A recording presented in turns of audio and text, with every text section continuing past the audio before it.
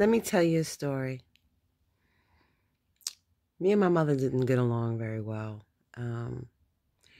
She was more into the male or the males in her life. She gravitated to them in such a way that she totally forgot she had a child. So she really liked the ones who had a lot of money. And there was one in particular that sparked her interest. His name was Gene. She went out with Gene.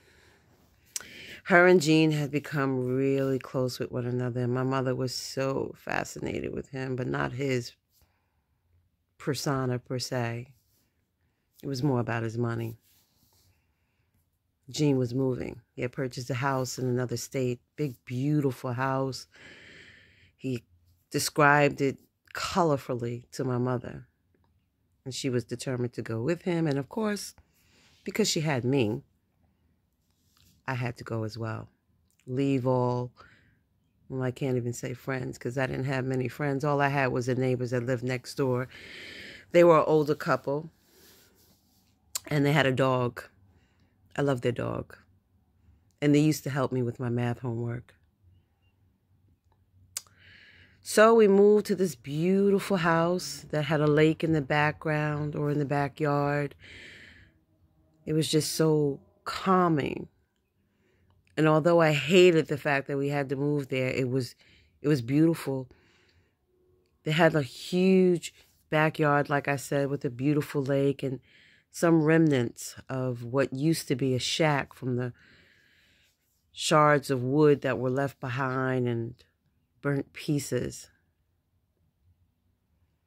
I had a vivid imagination, but not to the point of where this takes place. One night, lying in my bed, I was reading a story and the light started to flicker in the bedroom. Slow and then quickly, and then all of a sudden, the lights went out. I was petrified. You know how we do when we take the covers or the sheets and we pull them up over our face to hide whatever is in front of us or to whatever is about to be seen? Well, I did that.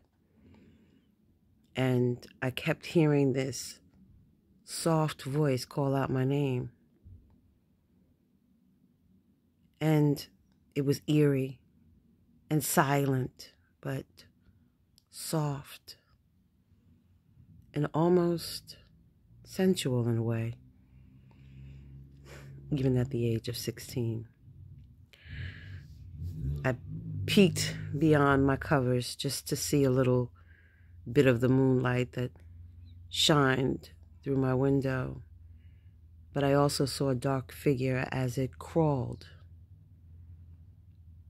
from outside into my room. And I could tell it was a figure of a young boy.